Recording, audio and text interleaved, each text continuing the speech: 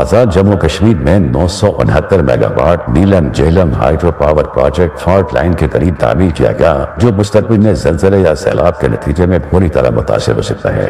نیلم Jhelum hydro power project کی حالیہ بندش کے حوالے سے ایک اعلیٰ سطح کی تحقیقاتی کمیٹی اپنی رپورٹ تیار کر رہی ہے، جو جلد وزیر اعظم کو پیش کی جائے گی۔ تحقیقاتی ٹیم میں شامل ایک رکن نے نام ظاہر نہ کرنے کی شرط پر بتایا کہ Neelum Jhelum hydro power project fault line کے قریب تعمیر کیا گیا ہے۔ ذرائع نے دعویٰ کیا ہے کہ Neelum Jhelum hydro power project کی تعمیر کا کام 2005 کے زلزلے کے بعد شروع ہوا تھا، جبکہ اس کا ڈیزائن زلزلے سے پہلے تیار کیا گیا تھا۔ انہوں نے کہا کہ اس منصوبے میں موسیری سے شروع ہونے والی ٹنل فالٹ لائن سے گزرتی ہے۔ ذرائع نے کہا کہ 2005 کے تباہ کن زلزلے کی وجہ سے ظفر آباد اور اس کے نواح میں پہاڑیوں کے اندر بھی ٹوٹ پھوٹ اور کمزوری ہو چکی ہے، جس کے باعث اس منصوبے کو نقصان پہنچ سکتا ہے۔ ذرائع کا دعویٰ ہے کہ اس منصوبے میں ڈیم کے ایک طرف مکمل طور پر کنکریٹ جبکہ دوسری طرف پتھروں کا استعمال کیا گیا۔ انہوں نے کہا کہ زلزلے، سیلاب یا بادل پھٹنے کے نتیجے میں آنے والی طوفانی اس منصوبے کو نقصان پہنچا سکتی ہے۔ گزشتہ ہفتے وزیر اعظم شہباز شریف کی زیر صدارت منعقدہ اعلیٰ سطح کی اجلاس میں نیلم جہلم ہائیڈرو پاور پروجیکٹ میں پیدا ہونے والی حالیہ خرابی کی تحقیقات کرنے والی کمیٹی کے سربراہ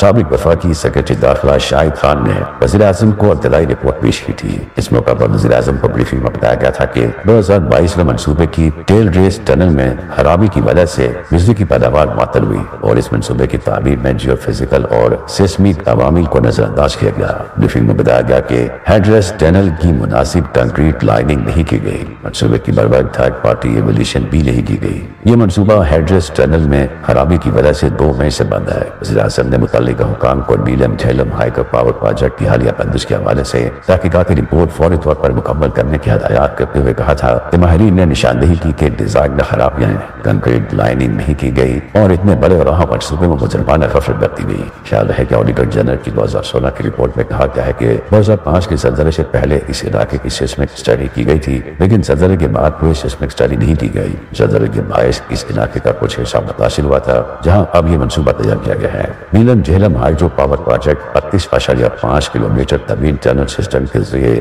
دریائے نیلم کا رخ موڑ کر بنایا گیا ہے، جس میں 20 کلومیٹر TBN سرنگ بھی شامل ہے۔